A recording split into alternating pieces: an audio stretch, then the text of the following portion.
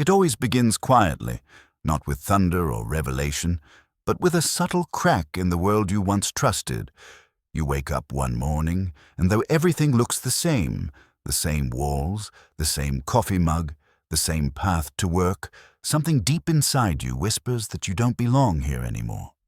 The life you built suddenly feels too small for the person you're becoming.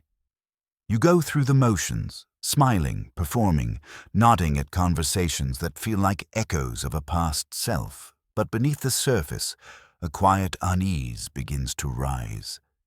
It's as if the soul itself has grown restless, tugging against the invisible threads of routine. You can't explain it, but you feel it, a tremor beneath the foundation of your ordinary life. This is the moment before the breakthrough, the first stirrings of what Jung called the individuation process, the sacred and often painful journey of becoming your true self. It's not a glamorous awakening. It's subtle, unsettling, and lonely. You start noticing how much of your life has been built on roles: the dutiful employee, the supportive friend, the agreeable partner. You begin to sense that these masks, once useful, have become prisons. Jung called these masks personae, the social faces we wear to survive and be accepted. But what happens when the mask becomes too tight, when your laughter feels forced and your words echo with emptiness? The psyche begins to revolt.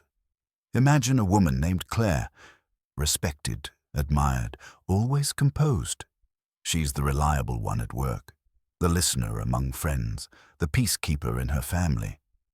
But lately, something strange has been happening. She finds herself zoning out in meetings, staring at her reflection in the office window, wondering who that person really is. The compliments she used to crave now feel hollow. When her boss praises her for her stability, she feels an unexpected pang of resentment. That's the first sign, the inner rebellion of the soul.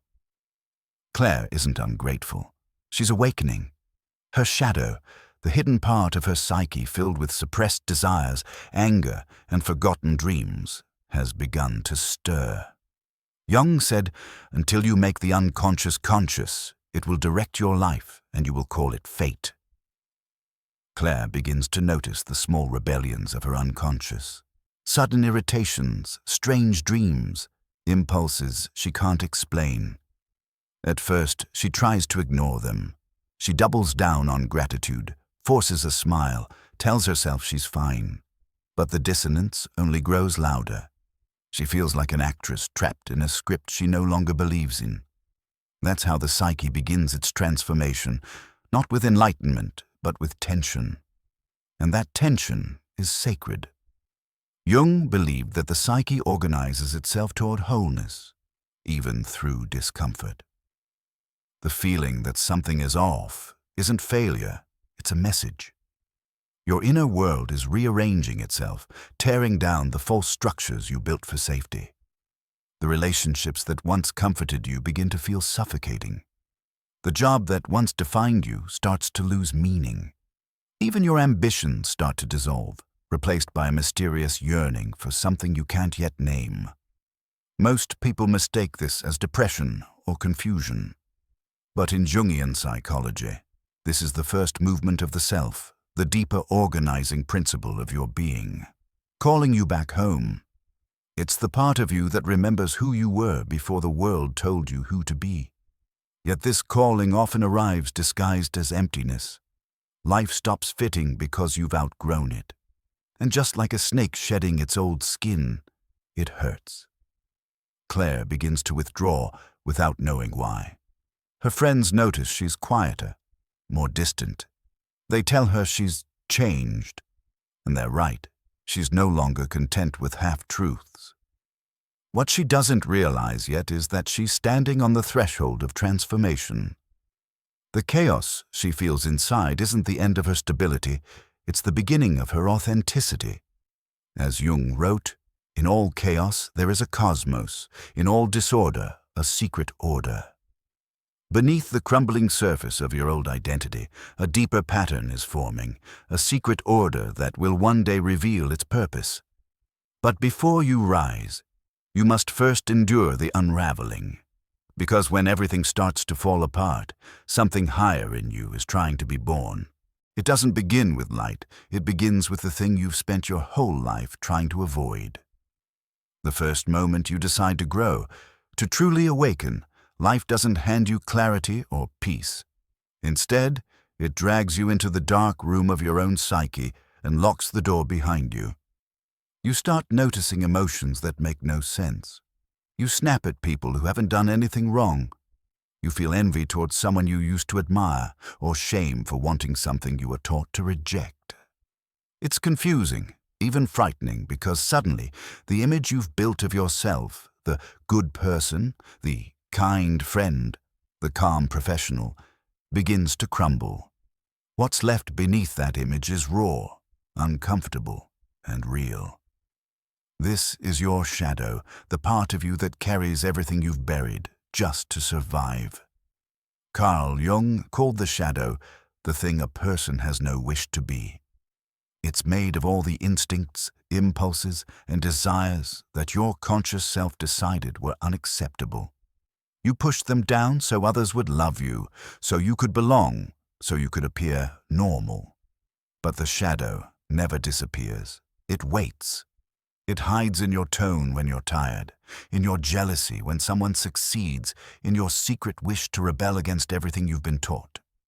When you begin the process of individuation, of becoming your true self, the first sign of progress is often discomfort. Because for the first time, your darkness begins to surface. Imagine a respected team leader at work, known for being composed, patient, and fair. She's the one everyone turns to for calm advice. But lately, under the growing pressure of deadlines, something in her begins to crack.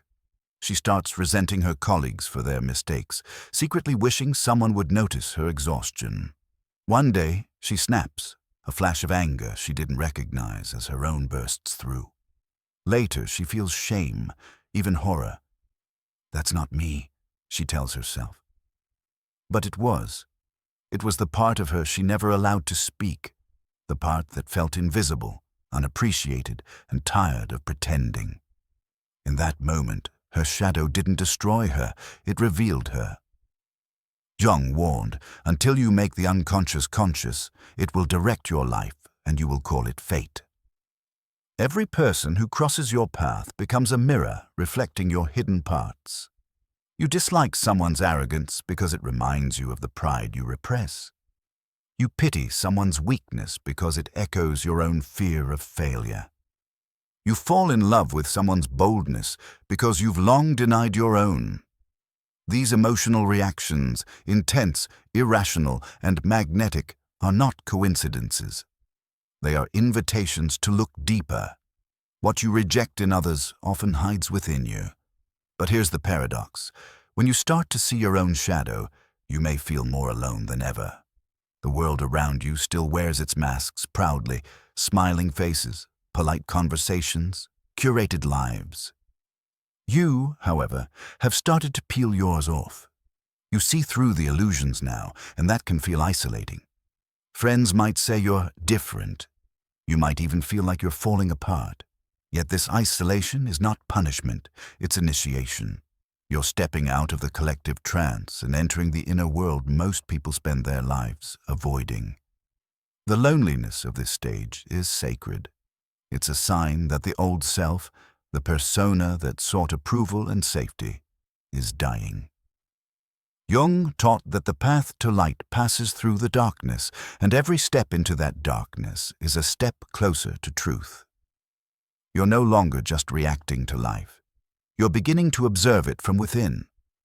Every uncomfortable emotion becomes a clue, every conflict a mirror, every fear a guide.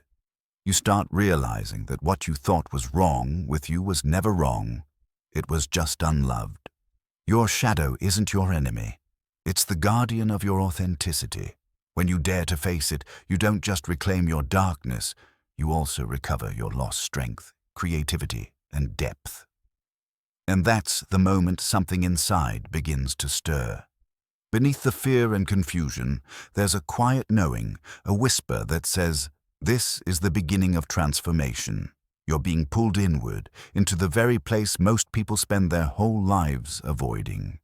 It begins in the smallest of moments, a forced laugh that doesn't reach your eyes.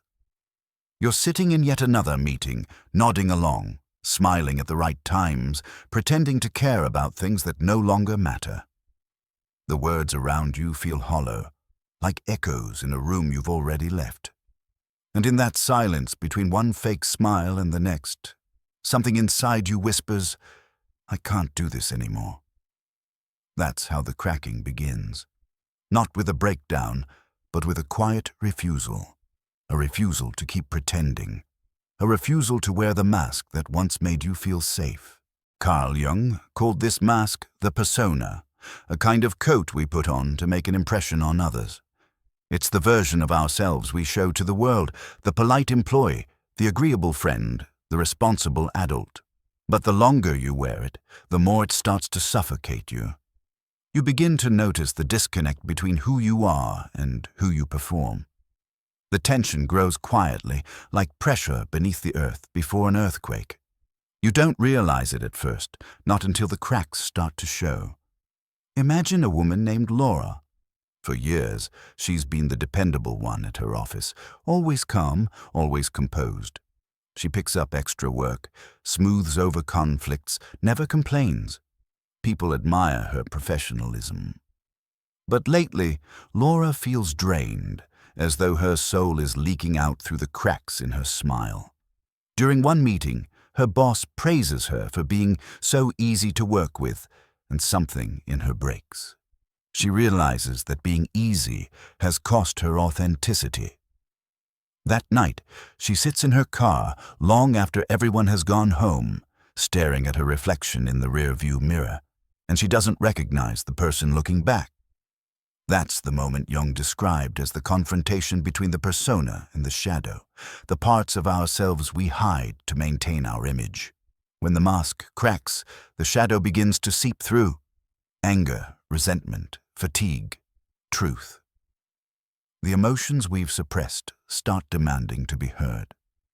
Laura begins to feel flashes of irritation at work, an urge to speak up, to say no, and it terrifies her, because every act of honesty threatens the mask she's built her identity upon. This is the paradox of transformation. What feels like falling apart is often the psyche's way of breaking free. The persona begins to collapse not because you're failing, but because your deeper self refuses to live in deception any longer. Jung believed that growth always involves destruction. The old self must die so the new one can emerge. There is no coming to consciousness without pain, he wrote, and that's exactly what this stage feels like, an awakening that burns. You start to see how much of your life was designed for approval. The clothes you wear, the tone you use, the opinions you suppress, all sculpted to fit the expectations of others. And when you finally stop performing, people begin to notice. Some say you've changed. Others pull away, confused by your newfound honesty. But this isn't rebellion, it's revelation. You're no longer willing to be the image others love if it means betraying the self that longs to live. There's a kind of mystery in this phase, a feeling that something unseen is watching you from within. It's your true self, waiting patiently beneath years of pretending. The more the mask crumbles, the more you sense its presence. But the transition isn't easy. You'll feel guilt, even fear for stepping out of character. You might even try to patch the mask back together, hoping to restore what once felt stable. But deep down, you already know there's no going back. Because every crack in the persona is an invitation to look deeper, to confront the shadow that's been silently shaping your life from the background. You begin to realize that authenticity isn't about becoming someone new. It's about remembering who you were before you learned to hide. And though this realization feels like standing on the edge of something vast and unknown, there's also relief. The burden of pretending is finally lifting. The persona was never the enemy. It was just a costume for survival. But now, the performance is ending, and the soul wants truth. You start to feel the faint pull of something greater, the beginning of individuation, the process Jung described as becoming whole. And though it feels lonely, it's the kind of loneliness that signals transformation. When the mask finally falls, you're not left empty, you're left real. And for the first time, the face beneath it begins to breathe. That's when people say you've changed. But in truth, you're only removing layers that were never truly yours. It begins with a quiet disconnection, subtle, almost invisible at first. You laugh at the same jokes, attend the same gatherings, and follow the same routines, but something inside you has shifted. The laughter no longer lands. The conversations that once filled you now drain you. It's as if the sound around you continues, but you've stepped behind an invisible glass wall, watching, listening, yet no longer belonging. This is the first taste of the isolation of awakening. It's not that the world has changed, it's that you have. Carl Jung once said, "The privilege of a lifetime is to become who you truly are." But what he didn't warn us is that the first step toward becoming who you are often means losing who you were and the world that once accepted that version of you. You start noticing how much of your old life was built on masks, the easy smiles, the polite agreements, the roles you played so effortlessly, now feel foreign. Jung called this mask the persona, the part of ourselves we create to survive social life. It's the face you wear at work, the agreeable friend, the accommodating partner. But as the light of awareness grows, the persona begins to crack. The polite yes turns into a heavy silence. The easy compliance starts to feel like betrayal. You begin to see how much energy you've spent maintaining appearances that no longer align with your truth. The awakening feels like betrayal to others, but in reality, it's the first act of loyalty to yourself. Take, for instance, Emily, a marketing manager who always played the peacemaker. Her boss praised her for being a team player. But secretly, she was suffocating under the weight of constant people-pleasing. One day, during yet another meeting where her ideas were dismissed, something inside her snapped. She spoke up, calm but firm, and for the first time, her voice didn't tremble. The room went silent. Later, her colleagues whispered that she was acting strange. But Emily wasn't breaking down, she was breaking through. That moment of isolation wasn't rejection, it was initiation.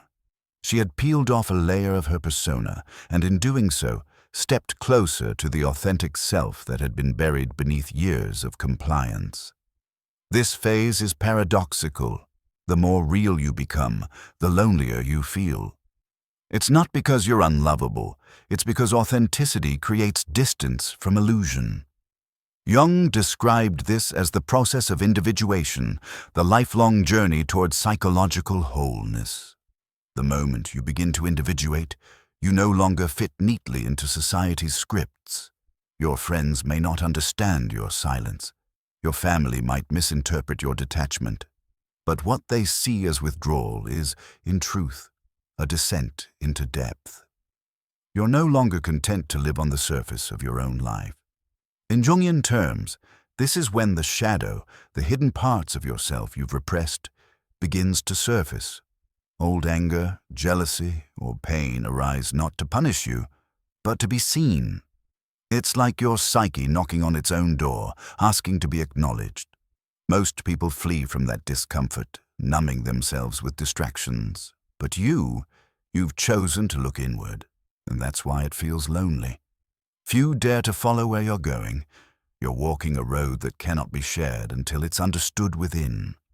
Sometimes, the loneliness is sharp, like standing on a cliff, seeing a horizon others can't.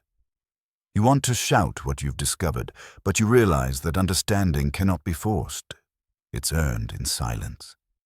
Jung wrote, "The meeting of two personalities is like the contact of two chemical substances. If there is any reaction, both are transformed." Yet when you begin to transform, not everyone will react kindly. Some will resist your growth because it forces them to face their own stagnation.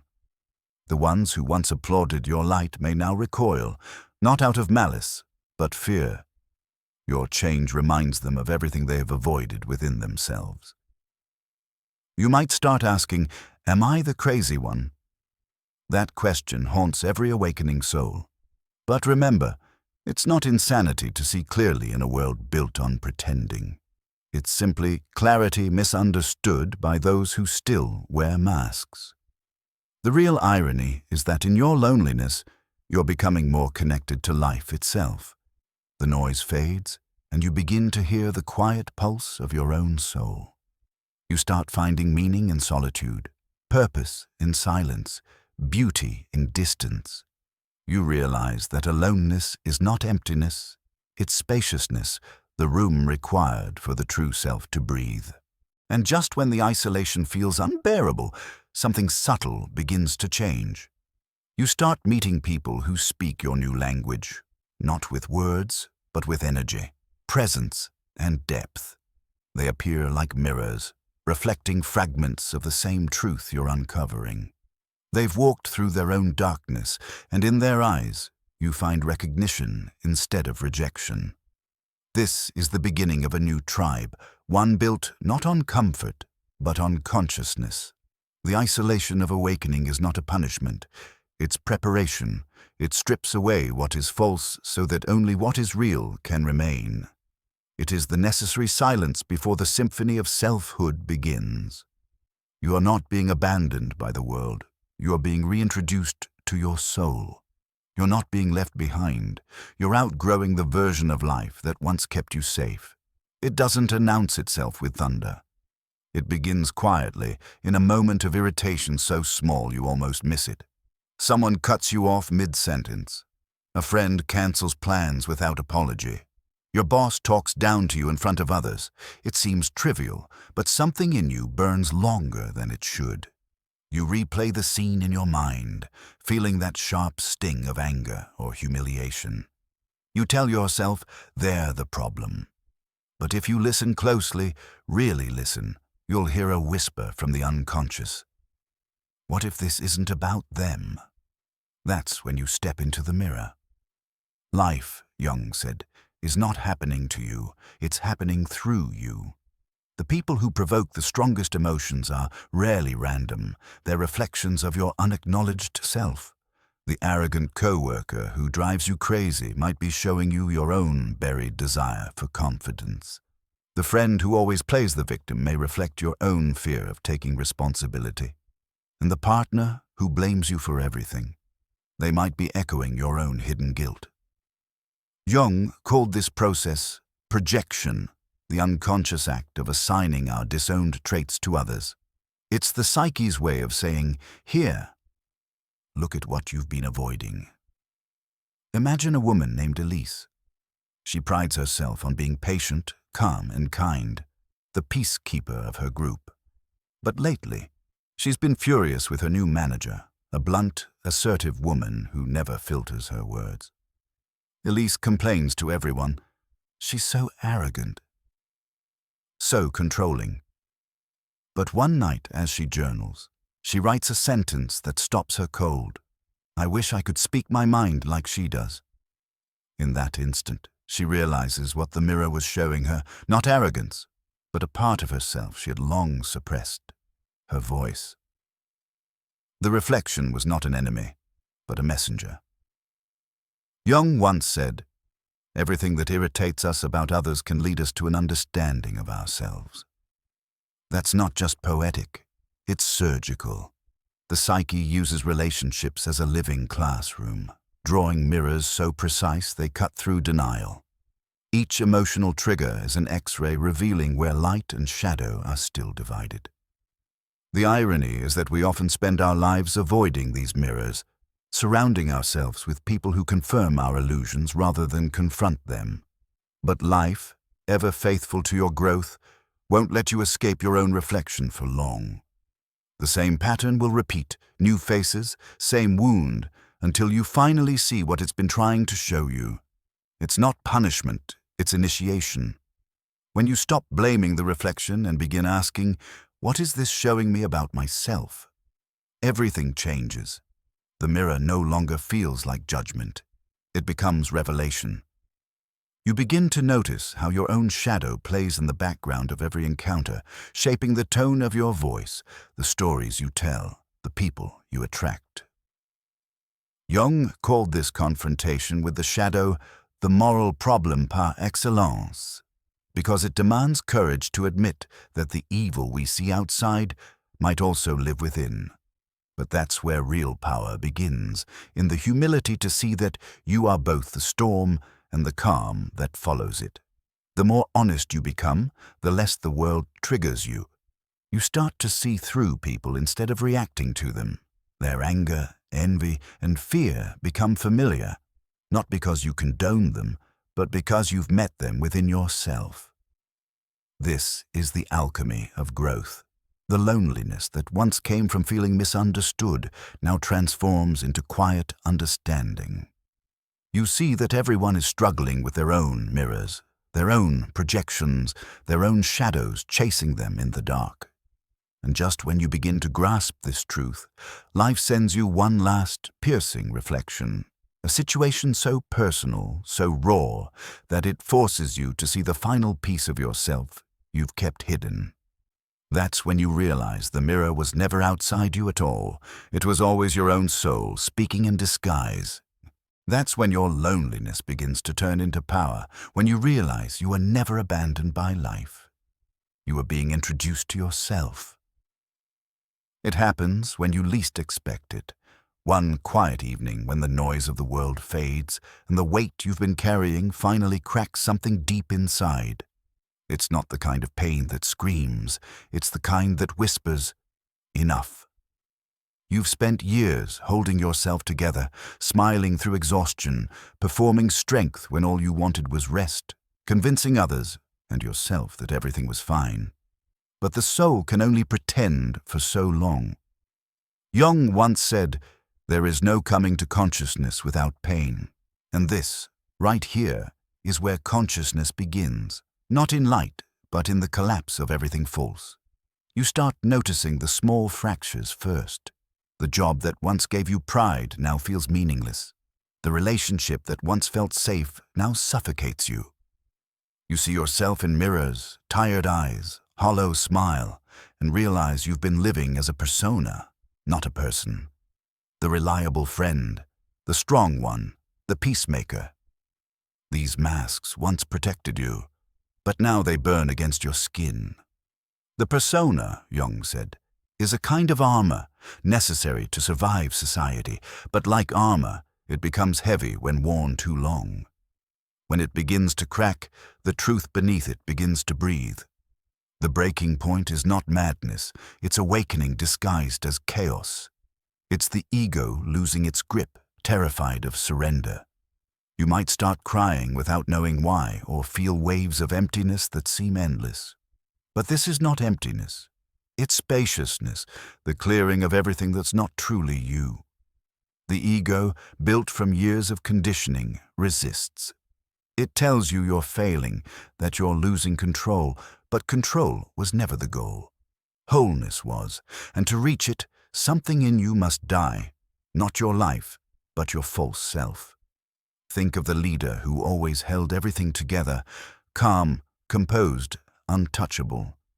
Then one day, in the middle of a meeting, she freezes. Her words stumble. Her confidence collapses. Everyone sees her falter. That night, alone, she realizes it wasn't weakness that broke her, it was the exhaustion of living behind a mask. She'd spent her life projecting strength because she feared being seen as fragile. But now, in that crack of vulnerability, something real begins to stir. The mask has shattered, and beneath it, the authentic self begins to speak. That's what Jung meant by the dark night of the soul. The descent into the unconscious, where every buried feeling, forgotten dream, and unhealed wound rises to the surface. The darkness doesn't come to destroy you. It comes to return what you lost. Your anger, your grief, your passion, they all come flooding back, demanding acknowledgement. You realize you've been projecting your shadow onto others, blaming them for the traits you secretly feared in yourself. The colleague who irritates you, the partner who mirrors your insecurities, the friend whose freedom makes you jealous, they all hold fragments of you. This is the breaking point's cruel wisdom. Before you rise, life shows you everything you've disowned. But here lies the paradox. The moment you stop fighting your collapse, it begins to transform you. The tears that once felt like defeat begin to cleanse you. The silence that once felt empty begins to hum with presence.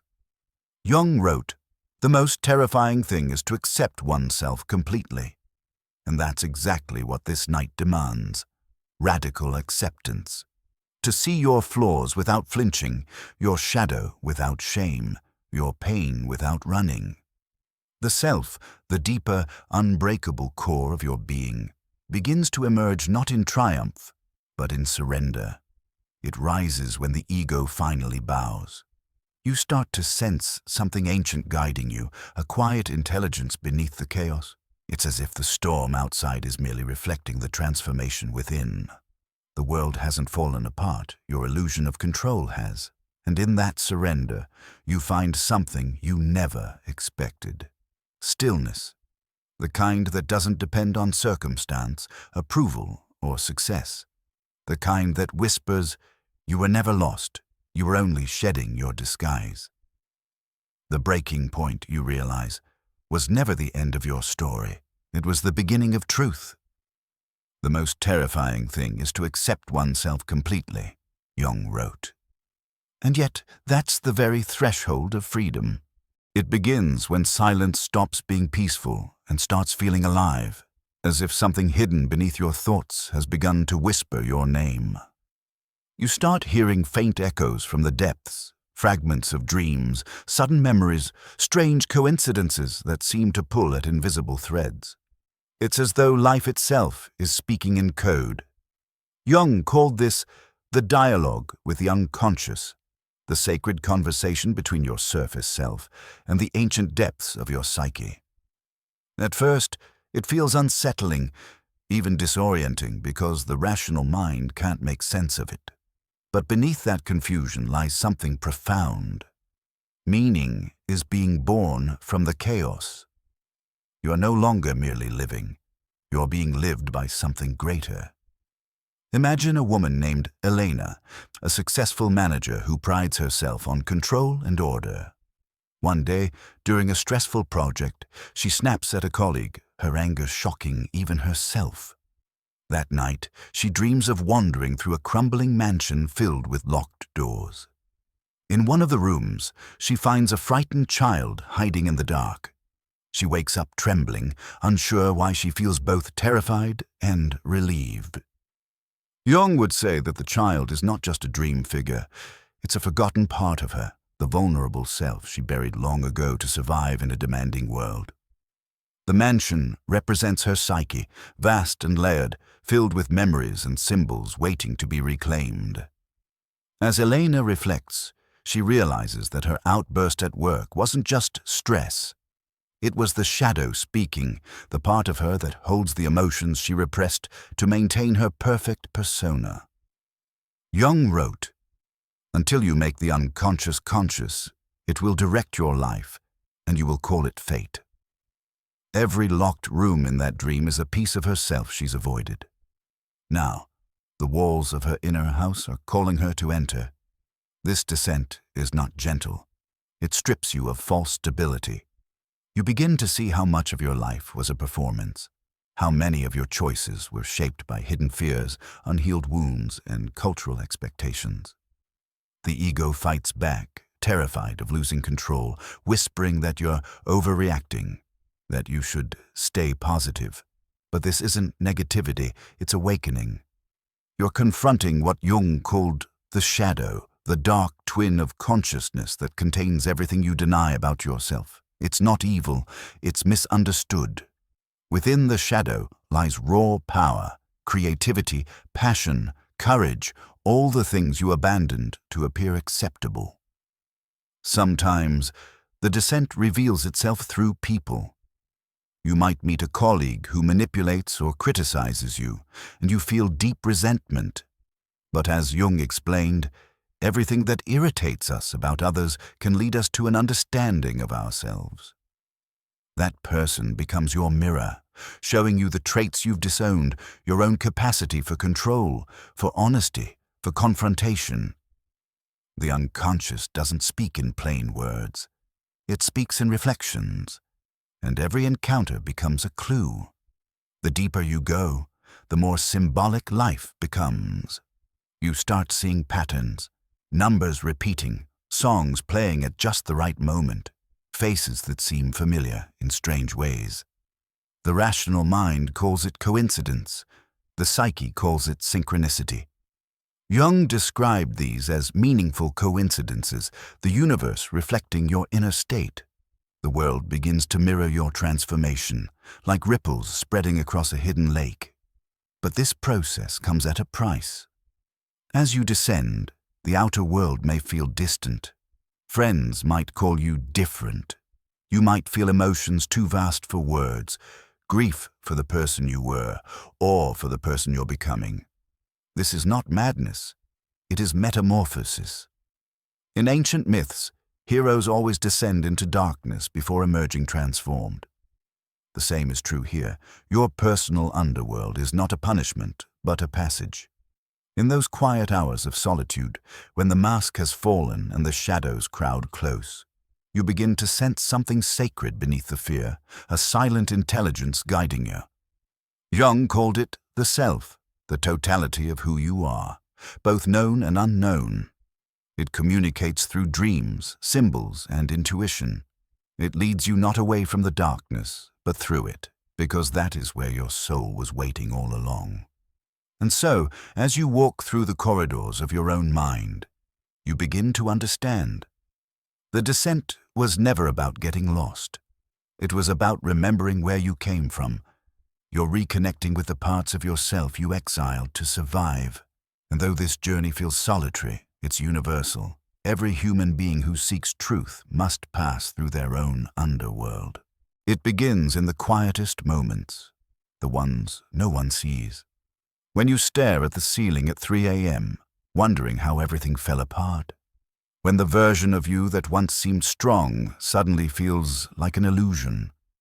This is where the true hero's journey begins, not with swords or crowns, but with a confrontation of the self. Jung believed that the myths we love, from Hercules to Harry Potter, are not about gods or magic. They are mirrors of our own inner transformations. The monsters in those stories were never just beasts. They were symbols of the fears, traumas, and lies we've built our lives around. The privilege of a lifetime, Jung wrote, is to become who you truly are. And that is exactly what the hero archetype demands. A return to authenticity, no matter the cost. At first, you don't recognize the call. It might appear as heartbreak, a failed job, a betrayal. Something collapses in your outer world, and suddenly you're forced to look inward. The hero's dragons are not in distant lands. They live in the mind, disguised as guilt, shame, and doubt. You might see it in a friend who always needs to be perfect, who works harder than everyone, not out of love, but out of fear of being seen as weak. Or in a leader who crumbles when their authority is questioned, because deep down they built their identity on the illusion of control. These are not failures. They are the psyche's way of calling them, and you, into awakening. The dragon is not the enemy. The dragon is the door. When Jung spoke of individuation, he meant this exact process, the shedding of false layers, the reconciliation of opposites within us. To become whole, the hero must first see how fragmented they are. The mask of the persona, the good employee, the devoted parent, the strong friend, begins to slip. Beneath it, the shadow stirs. All the parts you've buried, the jealousy, the anger, the hunger for power, the longing for freedom, they rise to the surface. And here lies the paradox. You can't become the hero until you embrace the villain that lives within. Most people run at this point, retreating to the comfort of the known. But those who stay, who look the shadow in the eye, begin to find something extraordinary hiding inside the darkness. Power. Jung once said, "There is no coming to consciousness without pain." That pain is the crucible where your courage is forged. Consider the colleague who always tries to please everyone, afraid to say no. One day, after years of exhaustion, they finally break, and in that breaking they discover their voice. For the first time, they stop living for approval and start living from truth. That moment, small, invisible to most, is the slaying of the dragon, not through battle, but through awakening. The hero does not conquer the world, they reclaim their soul. But beware, every victory hides a temptation. After facing the darkness, it's easy to believe you've won, to think you've transcended it. Yet Jung warned that the ego often disguises itself as enlightenment. The real hero doesn't boast about their transformation. They carry it quietly, humbly, because the journey never truly ends. Each mountain reveals another behind it. Each dragon slain uncovers a deeper truth. That's why the myths repeat, because the psyche is cyclical. You descend, you rise, and then you descend again, each time a little wiser, a little freer. In truth, the hero archetype is not about conquest, but integration, bringing light to what was hidden, unity to what was divided. The loneliness you once feared becomes sacred space, a quiet forge where your true essence takes shape. You no longer seek validation, because you've met the only companion that never leaves, your inner self. You realize that every heartbreak, every failure, every dark night was never working against you. It was sculpting you into someone capable of bearing your own truth. Individuation doesn't make you perfect. It makes you real. And so, when you emerge from the underworld of your psyche, raw, trembling but awake, you understand what every myth has been whispering all along. You were never meant to return to who you were. You were meant to remember who you are. That's what individuation does. It turns wounds into wisdom. It's not about returning to who you were. It's about becoming who you were meant to be all along. It happens when you least expect it, just when you think you finally made it. When the storm has cleared and the light has returned, you feel stable, confident, maybe even wise. But then, quietly, almost imperceptibly, the shadow returns. Not as darkness this time, but as pride disguised as light. You start to believe you've transcended others, that you see what they can't. You speak about truth with conviction, but somewhere in your tone, a trace of superiority slips through. This is how the ego sneaks back in through the back door of enlightenment. Jung warned of this moment, the point where spiritual growth itself becomes another performance. The shadow, he wrote, is a moral problem that challenges the whole ego personality, for no one can become conscious of the shadow without considerable moral effort. And that effort never ends, because the shadow doesn't disappear. It evolves with you. Imagine a leader who has spent years cultivating self-awareness. He meditates daily, speaks kindly, and preaches balance to his team. But when someone challenges his authority, something ancient stirs beneath his calm surface. Irritation, defensiveness, maybe even rage. He doesn't show it, of course. He buries it under a smile. Yet, in small ways, he begins to punish those who disagree. In his mind, he's still the enlightened one, but the shadow has taken control again, this time dressed in virtue. Jung would say he's identified with the archetype of the wise old man, mistaking it for his true self. The irony is painful. The more convinced he is of his wisdom, the more blind he becomes to his darkness. This is the great paradox of the human psyche. Even light casts a shadow. Every time you rise, a new layer of your darkness becomes visible. The person who once hid behind a mask of politeness might now hide behind a mask of insight. The ego is endlessly creative. It can use humility to feed arrogance and compassion to justify control. That's why the real test of awakening isn't how much light you've found, but how much shadow you can face without flinching. You might recognize this in your own life, that moment when you silently judge someone for not being as aware as you are, or when you feel secretly superior for cutting toxic people out of your life, not realizing that your intolerance for their flaws mirrors your own unresolved wounds. Jung called this projection the unconscious tendency to see in others what we cannot accept in ourselves. The colleague who always needs validation might be reflecting the part of you still craving approval. The friend who never listens might be showing you how often you ignore your own intuition. Every time the world irritates you, it's whispering a secret about who you are still becoming. The shadow is not evil. It's raw, unrefined energy, the parts of your soul that have not yet been loved into wholeness. When you deny it, it controls you from the dark. When you meet it with honesty, it becomes your ally. Jung's entire theory of individuation rests on this truth. The true integration requires embracing opposites, the saint and the sinner, the healer and the wounded, the creator and the destroyer. Only by holding both can you become whole. Until you make the unconscious conscious, Jung said, it will direct your life and you will call it fate. But holding both is not easy. It means admitting that you are capable of everything you judge in others. It means seeing your light and your darkness reflected in every face you meet. It's standing at the crossroads between humility and hubris, compassion and control, and choosing to stay awake. The awakened soul doesn't reject its shadow. It carries it, learns from it, and allows it to keep the ego humble.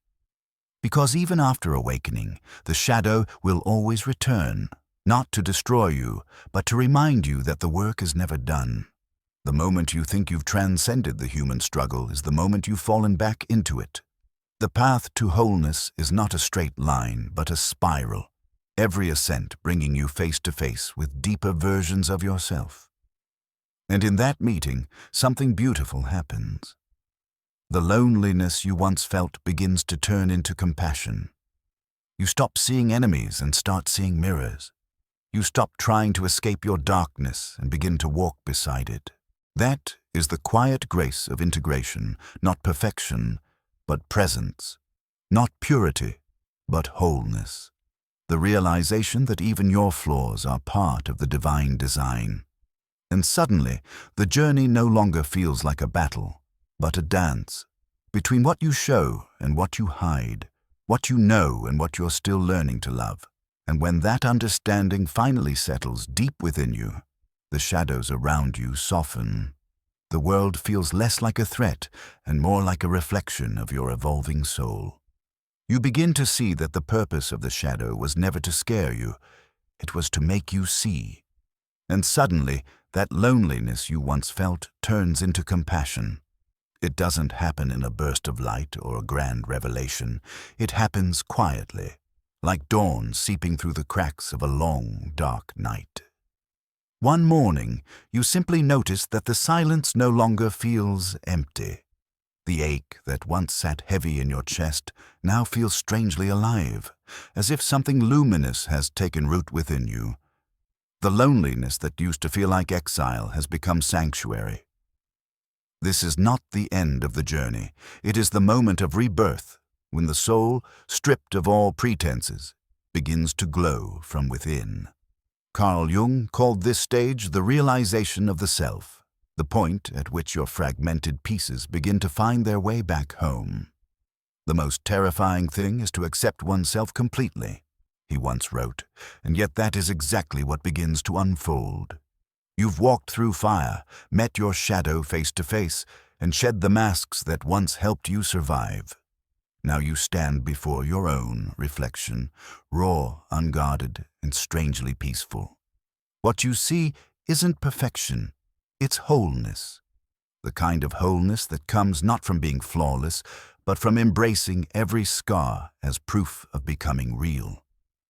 Consider someone like Mira, a quiet woman who spent years trying to please everyone. At work, she played the dependable colleague. At home, the patient daughter. In love, the accommodating partner. Her life was a performance stitched together by expectation. But when her father passed away and her long-term relationship dissolved within months, the mask finally cracked. At first, she felt lost, stripped of identity, drifting through days with no direction. But beneath the grief, something stirred. A question she had never dared to ask.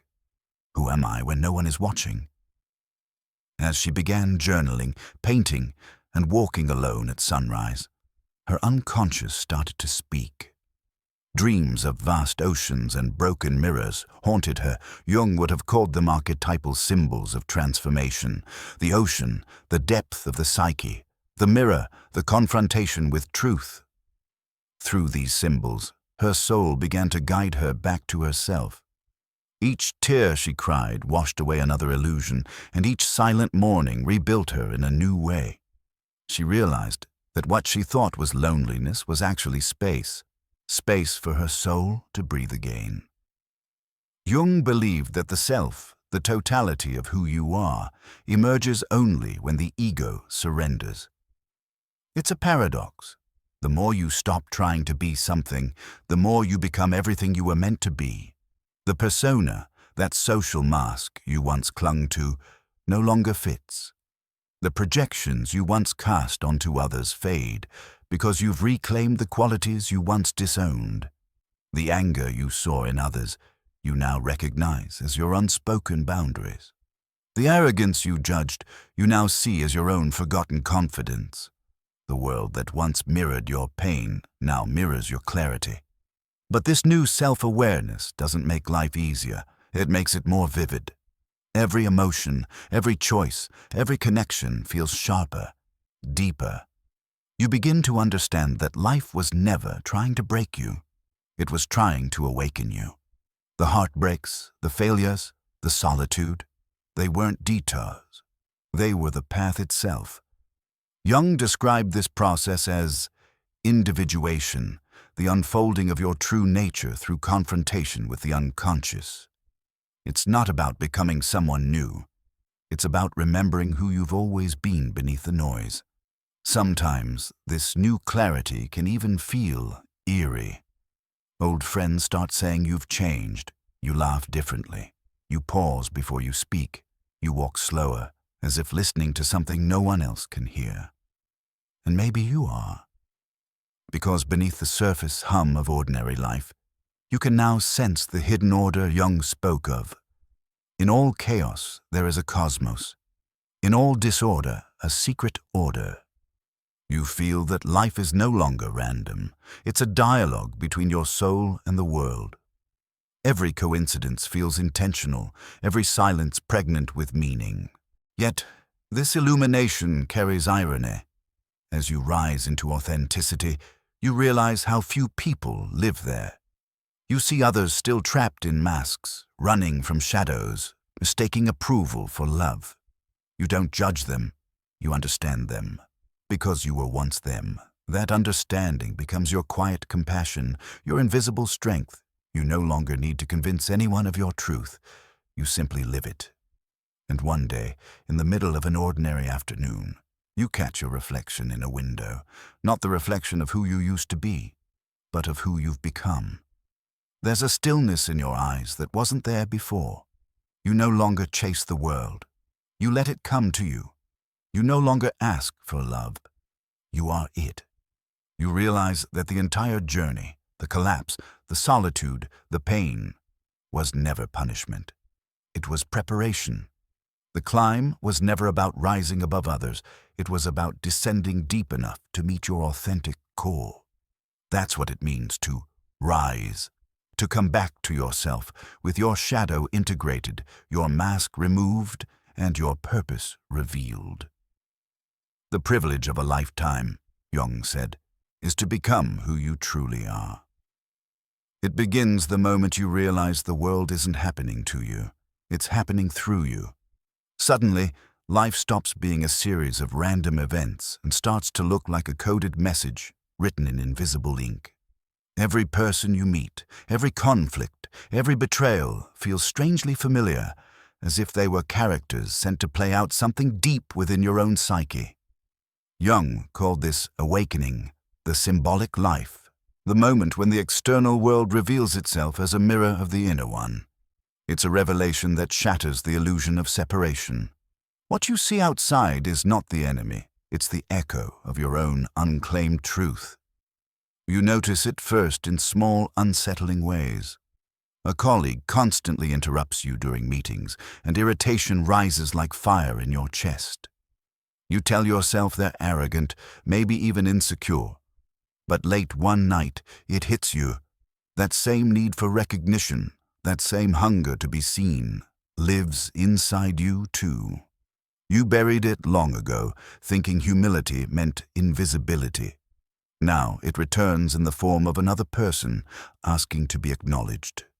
Jung wrote, "Everything that irritates us about others can lead us to an understanding of ourselves."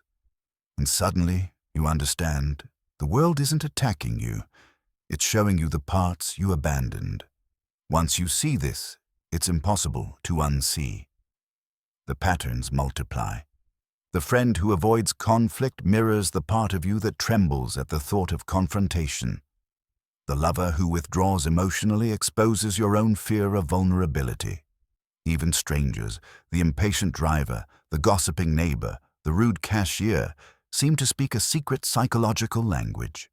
Every emotion they trigger is a doorway into your unconscious. Each annoyance, a signpost pointing toward your shadow. This is projection, one of Jung's most haunting discoveries. He believed that we see in others what we refuse to acknowledge in ourselves. It's as if our psyche can't bear the weight of its own darkness, so it casts it outward onto the stage of life. We accuse others of being controlling, selfish, lazy, unaware that we are describing exiled fragments of our own being. Projections, Jung warned, change the world into the replica of one's own unknown face. The cruel irony is that we spend our lives fighting our reflections, mistaking our inner battles for outer enemies. One night, you might watch a leader on television, confident, composed, untouchable, and feel a rush of resentment. They think they're better than everyone, you mutter. But deep down, the truth is softer, sadder. You envy their courage to stand in their own authority. You sense the dormant archetype of the king or queen within you, longing to be awakened, but your shadow whispers, "Stay small." And so the psyche sends you a mirror, a figure in the world to provoke your recognition. Life will keep sending the same mirrors until you finally look, not at them, but through them. It's a dangerous kind of awakening, because once you start seeing patterns, you can no longer hide behind blame. The people who once angered you now become your teachers. The enemies who once haunted you become sacred messengers. Even pain itself becomes a language, a mysterious communication from the self, calling you toward wholeness. You begin to sense that every trigger, every misunderstanding, every heartbreak is part of a larger design, a secret choreography of the soul. And yet, this awareness comes with its own loneliness. How do you explain to others that the person who hurt you was, in some strange way, a reflection of your own fear? How do you admit that forgiveness isn't just compassion, it's recognition? You realize now that the world is not a battlefield, but a mirror chamber. Every interaction reveals who you've been, who you've lost, and who you're becoming. The more conscious you grow, the more transparent the mirror becomes, until at last, the border between you and them begins to dissolve. Because in truth, there was never a border at all, only the illusion of separation that kept you from meeting your own soul. The world, once chaotic and cruel, transforms into a living symbol, a dream unfolding in daylight. You stop taking things personally, not because you've grown numb, but because you finally understand. Nothing outside of you exists in isolation. Every event, every emotion, every face you encounter is another reflection in the great mirror of the psyche, another thread in the pattern of your becoming. And as this realization sinks in, a quiet mystery begins to hum beneath everything you see. The sky, the faces, the voices, even the pain, all shimmer with meaning. You start to live the symbolic life Jung spoke of, where the mundane becomes myth and the ordinary becomes sacred. You see that the people who cross your path aren't random. They are the living archetypes of your inner journey, walking beside you to remind you who you are. And when that truth fully dawns on you, the world no longer feels like a stranger's house. It feels like your own reflection finally smiling back. Who looks outside, dreams. Who looks inside, awakes. It begins with a strange calm, the kind that follows a storm you never thought you'd survive.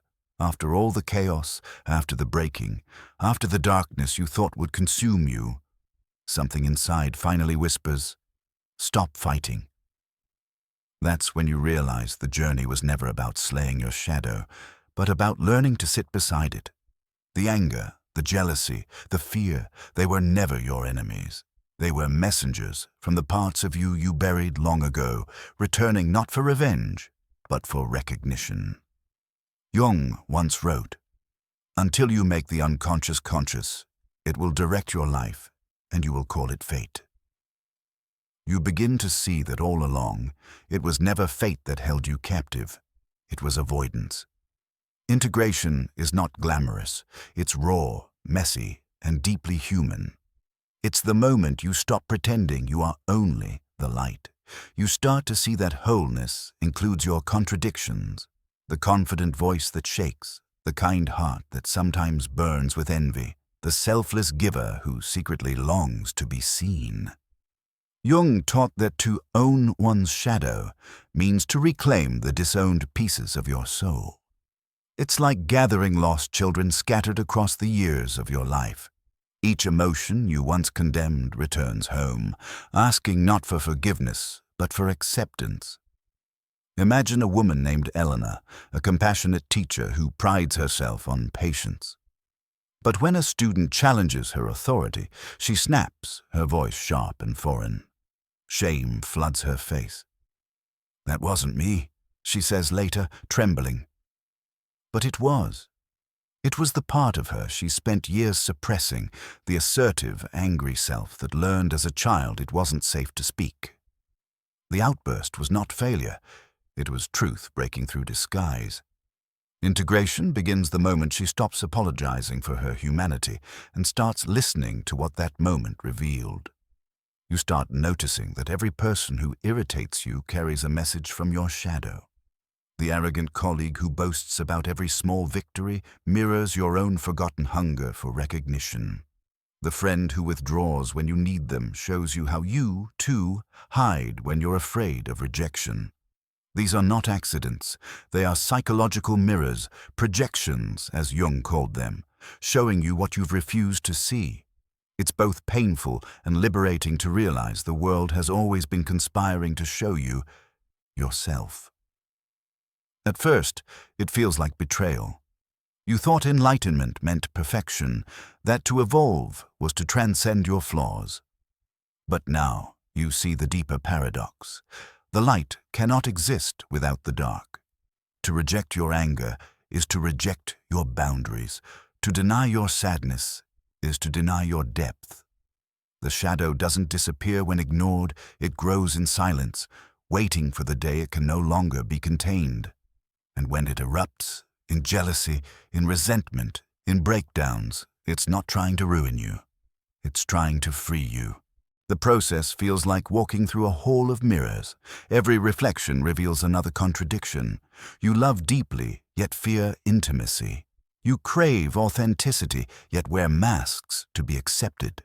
The ego trembles under this truth, but something deeper in you, the self, begins to stir. Jung described the self as the totality of your being, the unbroken circle that holds both shadow and light. When you move toward it, you no longer chase perfection, you seek integration. You no longer say, "I am good" or "I am bad." You simply say, "I am." In the quiet hours, you start making peace with the parts you once exiled. You speak gently to the fear that kept you small. You forgive the ambition that once turned ruthless. You thank the sadness for showing you where your heart still longs.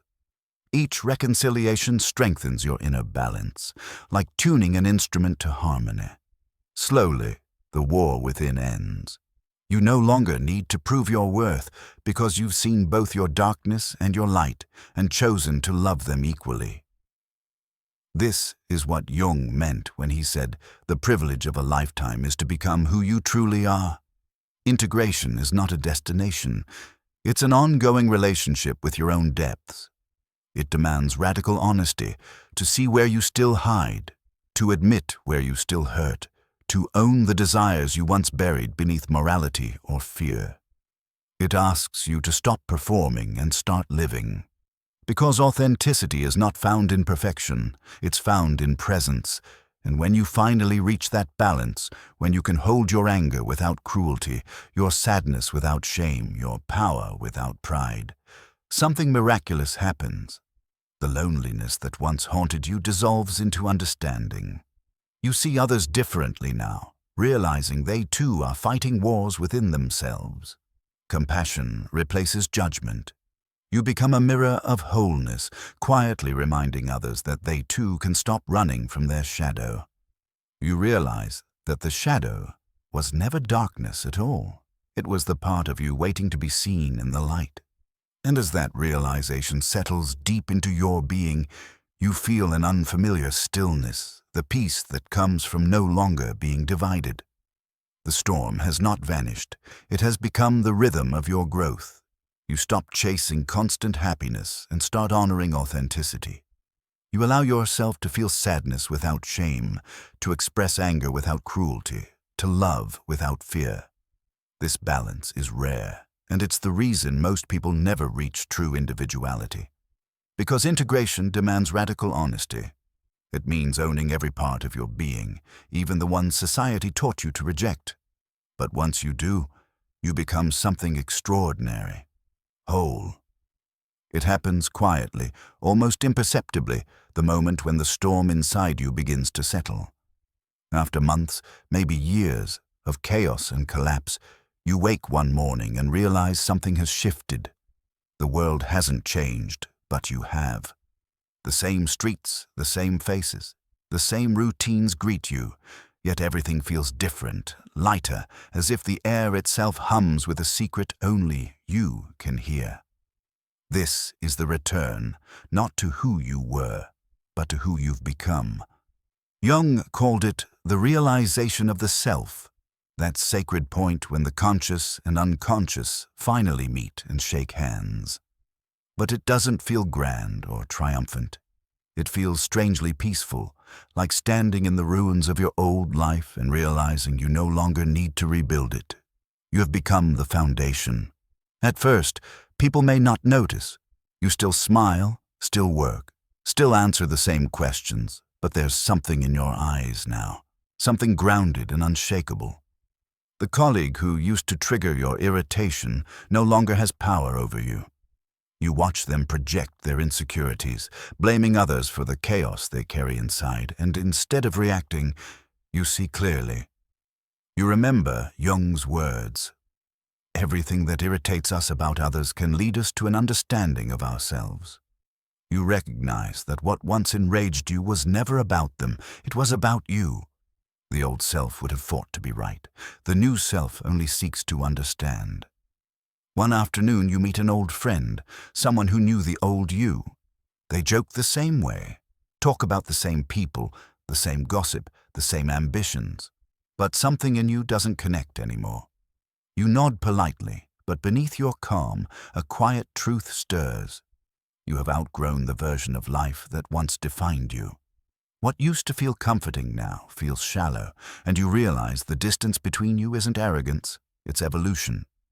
Jung would say you've stopped identifying with the persona, that carefully constructed mask you once wore to fit in. The cracks in that mask once terrified you, but now you see they were necessary. The light needed somewhere to enter. You begin to notice how life mirrors you. A stranger's kindness on a weary day, a child's laughter that cuts through your overthinking, even a conflict at work. All of it feels strangely symbolic. The world, once chaotic and random, now seems orchestrated by an unseen intelligence. Jung called this synchronicity, meaningful coincidences that reveal the invisible threads connecting your inner and outer worlds. You realize every event, no matter how small, is part of your individuation, your soul's way of reminding you that nothing in your life was wasted. Every heartbreak, every failure, every silent night alone, all of it was a teacher. Still, the return isn't without irony. You come back into the world, but the world doesn't yet know you've returned. You walk among people still searching for what you've already found, meaning wholeness, peace. You want to tell them that the light they seek isn't in another job, relationship, or philosophy. It's buried deep within their own shadow. But you've learned the wisdom of restraint. Jung warned, the shoe that fits one person pinches another. You cannot awaken someone by speaking your truth. They must stumble into it themselves. And so you walk silently, radiating calm, becoming the mirror that helps others see their own reflection more clearly. One day, your old boss, the one who used to belittle you, asks for your advice. The moment is surreal. The roles have reversed, yet you feel no triumph, only compassion. You've seen your own shadow, so you can see his too. You speak softly, not to prove your growth, but to honor it. That's when you realize what Jung meant when he said, knowing your own darkness is the best method for dealing with the darknesses of other people. You're no longer reacting from wounds, you're responding from wisdom. Your loneliness, once sharp and unbearable, has transformed into something sacred. It's no longer the ache of isolation, but the quiet strength of presence. You can sit in a crowded room and still feel centered, still hear your own soul clearly. The same world that once drained you now feels alive.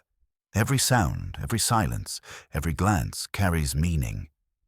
This is what it means to live symbolically, to move through the world not as a victim of fate, but as a participant in its unfolding. But here lies the mystery. Even as you find peace, a faint restlessness remains. It isn't dissatisfaction, it's purpose calling. Individuation doesn't end in solitude, it circles back to service. The true test of awakening is not how brightly you shine, but how gently you bring light into the darkness of others. You realize now that the journey wasn't about escaping the world. It was about returning to it, whole, awake, and real. And then the circle completes. You come back to life, to your friends, your work, your routines, but this time, something has changed. You don't need to play roles anymore. You don't seek validation, approval, or belonging, because you are your own source of meaning. The loneliness that once felt like exile now feels like freedom. You can stand among crowds and still hear your own soul clearly. You can love without losing yourself, speak truth without fear, and act with compassion without needing control. This is the moment Jung called the realization of the self. You have descended, faced the darkness, integrated the shadow, and returned, not as who you were, but as who you truly are. And the secret you now carry is this. The path of awakening is not about finding light, it's about remembering that you are it. Comment if this story spoke to something inside you. Have you ever felt that strange loneliness before your greatest transformation? There comes a moment when the silence you once feared begins to sound like music.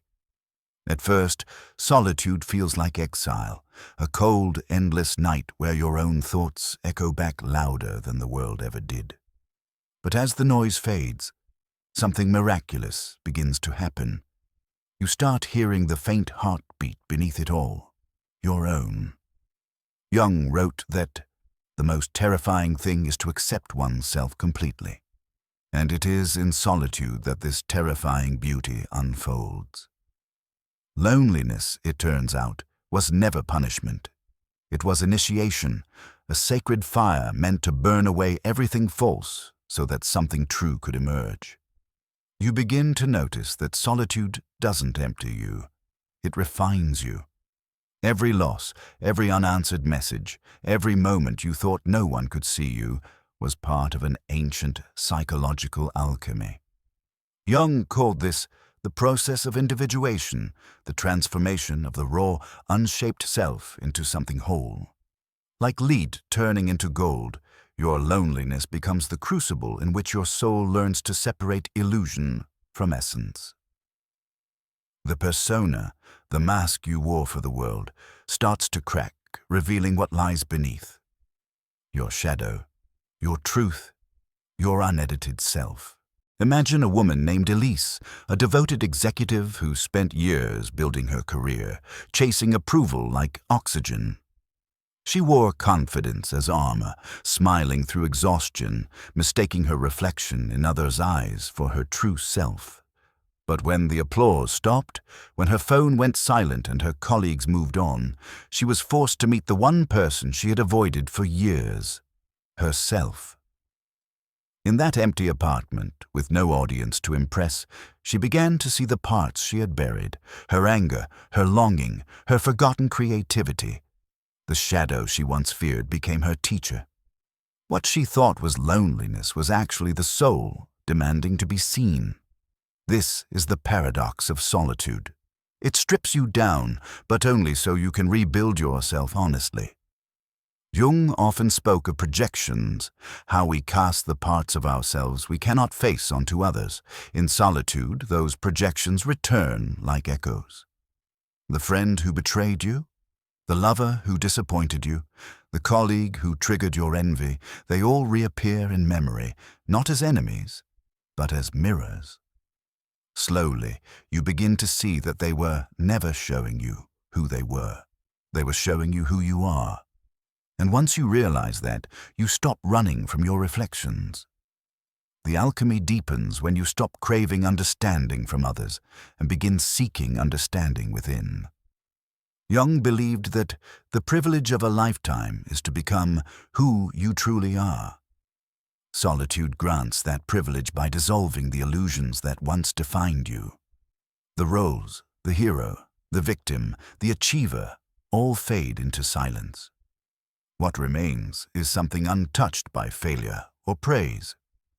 The archetype of the self, Jung's symbol for the wholeness of being, begins to rise from the ashes of your old identities. It is not louder than the world, it is simply truer. There is mystery in this process, a quiet irony. The very thing that once made you ache, the feeling of being unseen, becomes the doorway to a deeper sight. The loneliness that felt like death reveals itself as rebirth. You realize that solitude was never asking you to escape life. It was inviting you to return to it, more whole, more awake. The stillness you feared becomes a sanctuary where every unanswered question finally finds its voice. And then, one day you wake up and notice that the ache is gone. Not because the world changed, but because you did. You can sit in silence without craving noise. You can love without clinging. You can meet others not as halves seeking completion, but as wholes recognizing themselves in another's eyes.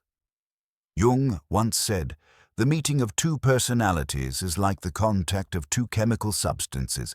If there is any reaction, both are transformed." That is the essence of this alchemy. Solitude prepares you to meet the world without losing yourself in it.